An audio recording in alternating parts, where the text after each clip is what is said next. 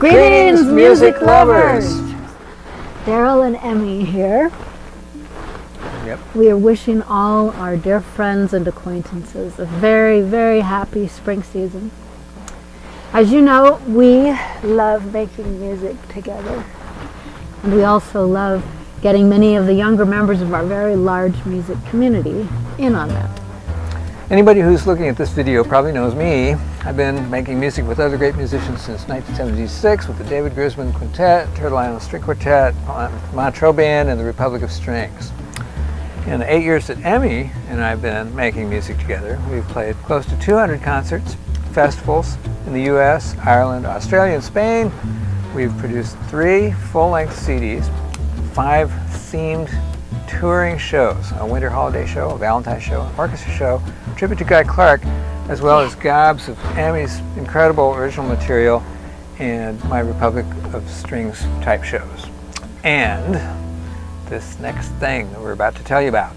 Okay, so we have been working for the last 3+ years on a monumental music project for which we, for the very first time, are needing to ask for some financial support. Emmy and I both grew up in a time when popular music was one of the most important cultural resources that you could experience. In the 60s, music coming out of New York, Detroit, Memphis, England, and California changed people's lives. New ideas and sounds brought people together and galvanized political movements. Everyone our age has favorite songs that transport them into a place and a time of possibility. Romance, danger, social commitment, and altitude. Yeah. How lucky we were to have time in our lives to experience music that way. Anyway, we have completed our first collection of 60s music from the 60s.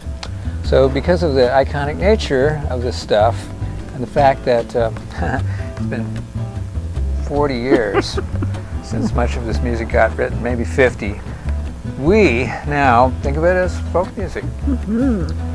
Even though we'll be paying lots of well-deserved publishing royalties. But much of that music has shaped most of the generations of music since then, and that period established a collection of styles that artists still create in. That's why we're calling this project Music of Our People. We're using our unique viewpoints and skills to recreate these songs in the new acoustic style that has become a huge pillar of what people now call Americana music. As many of you also know, I'm not unfamiliar with projects like this. I've done panoramic sonic overviews of fiddling. I've released a folk music album of highly arranged material called Heritage that had some folks you may know: Willie Nelson, Mavis Staples, Bela Fleck, Mary Chapin Carpenter, Tim O'Brien, Paul McCandless, David Lindley, Edgar Meyer, Victor Wooten, a couple other people. And my Republic of Strings project recorded a number of songs from this era. So this project is very much a home-style project where we cogitate musically about the essence of the song and our experience with it. We're at home right now. We have blue fabric all over our walls everywhere. That's not true. But what is true is that we involve an acoustic arrangement with all the facets of the song in mind. And then we get to work with some of our favorite musicians in this amazingly rich, wonderful Northeast community. Northeast community meaning the whole Boston, New York, East Coast area. Many of these musicians were not alive yet when this music was created, but they are all brilliant and they contributed so much to these songs. As with any art, the concept grows and changes in the process of the making. On every song we explored and we added ideas and expanded the song's meanings, and we learned more about them.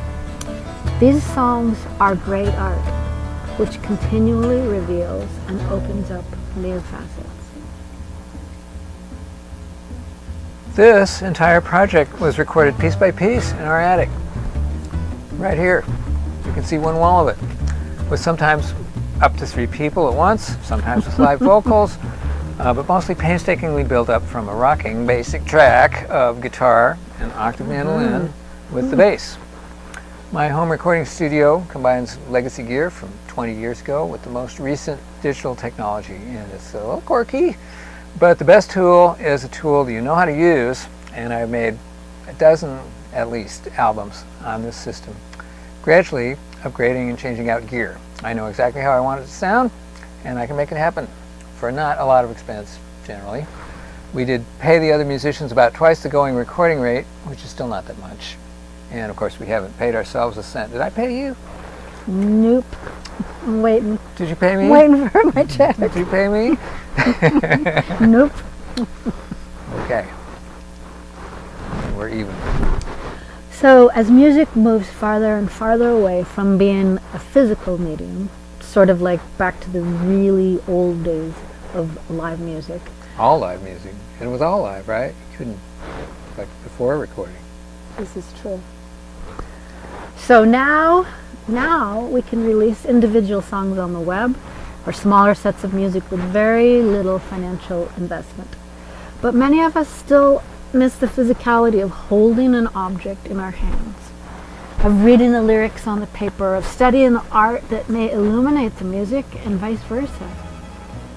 For the cover, we were inspired by the work of Sister Carita Kent. She was a Catholic nun who did wonderful prints with written spiritual meditation inserted into images of commercial products.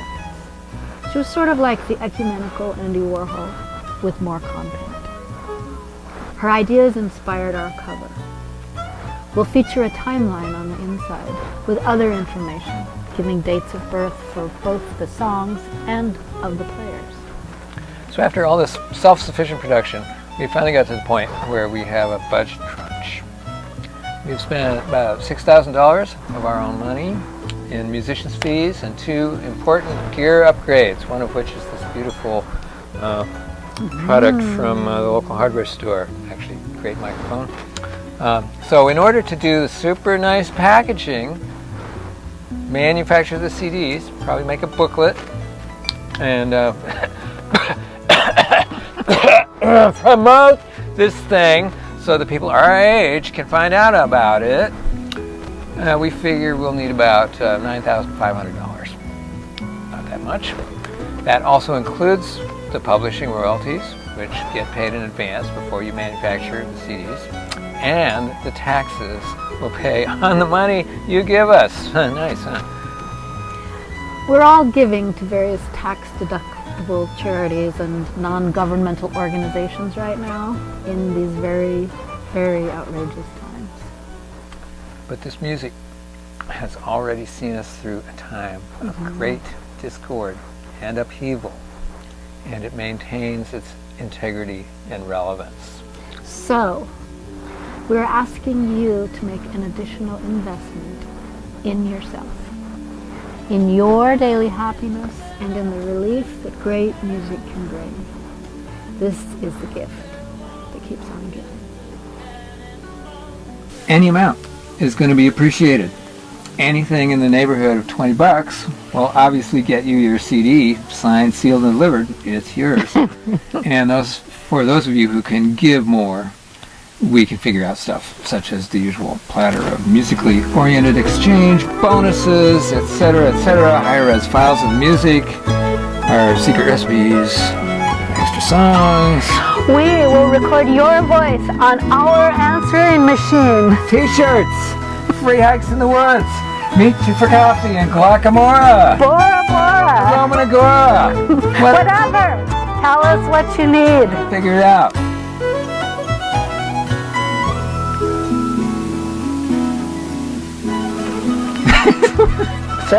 Pretty good, aren't we?